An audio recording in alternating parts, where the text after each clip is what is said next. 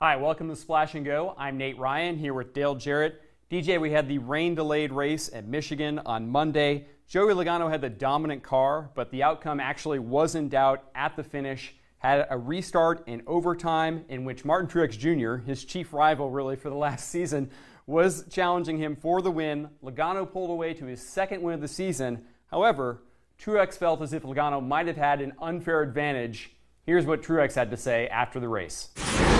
The 22 just went like a whole car length before the restart zone, so I don't know how you get away with that. I thought we were supposed to go in the box. Now, Joey Logano, of course, professed innocence on this restart. NASCAR also came out today and said they reviewed the restart, said Logano did nothing wrong.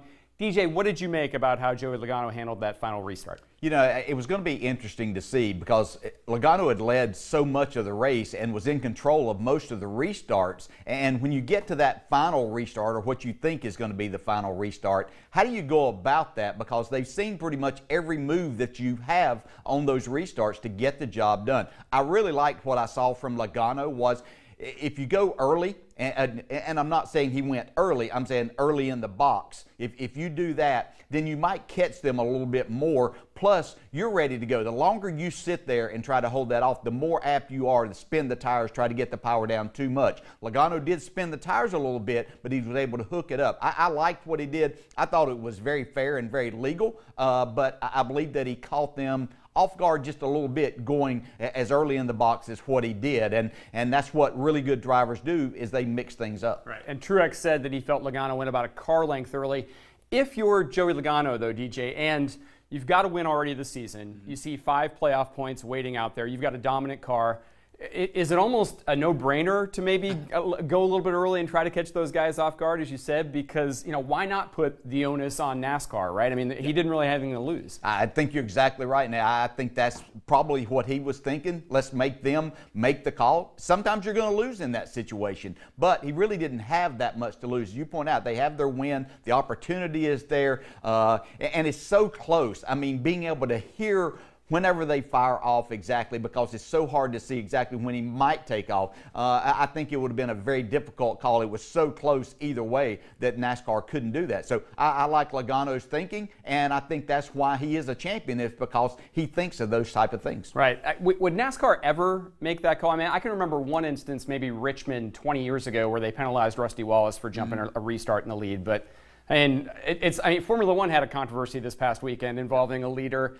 I don't think NASCAR makes that kind of call and gets in the middle of a race. Right? No, they really don't want to be in that situation and do that. I think it would have to be pretty blatant. That I think you'd have to be looking at a 2 or 3 car length type situation where it was so very obvious that nobody in the rest of the field was ready to go. And I don't think that was this situation. So I like the idea of making them make a call in that situation. And Logano, again, was ready to go and knew exactly what he wanted to do. Now, of course, this was the latest chapter in what I think, DJ, is probably emerging as the best rivalry that NASCAR has right now. Joey Logano versus Martin Truex Jr. Of course, we saw what happened last year at Martinsville, where Logano bumped Truex out of the way on the last corner, wins the race, makes the playoffs. It's been a little bit contentious since then, but no flare-ups yet this season, although they've run 1-2 at Richmond and at Charlotte, and now raced each other for the win at Michigan.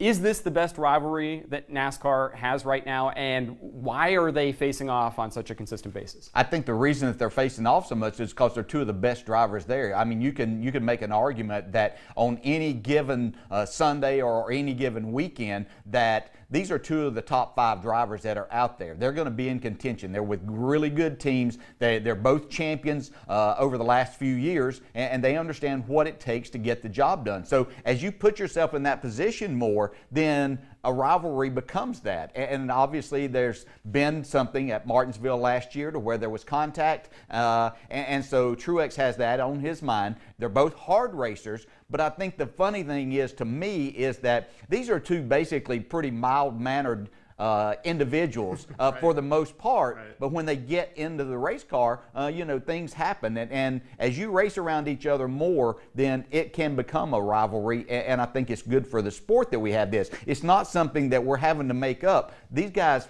run hard with each other and at each other, and this is only going to ramp up as we go through this season. Do we think that Truex eventually will play rough the way Logano did with him at Martinsville? I think that Martin Truex said that he understands how they're going to race each other now after Martinsville last year. And I think that at a place like Michigan, it's hard to maybe race rough. But I fully expected if he got the opportunity to take as much air off of that 22 car as what he possibly could. So I think at certain places, we'll see Truex flex his muscles and do whatever he has to do to take a win away or get that spot that he's looking for and not feel bad about it. Even though that's really not his style, he understands who he's racing and what it's all about. All right, well, obviously this is a great subplot for NASCAR to be featuring. I'm sure it'll come up on Motor Mouth's 5 p.m. Eastern, Wednesday, NBCSN. Dale Jarrett with Steve Letarte, Mike Bagley. Wednesday, 5 p.m. Eastern, NASCAR America Motor Mouths. Check that out.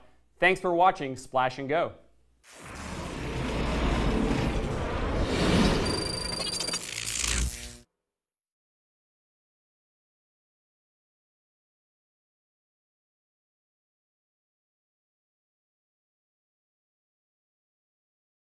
Hey Motorsports fans, thanks for watching. Make sure you hit subscribe before you go for all the latest news and highlights across motorsports.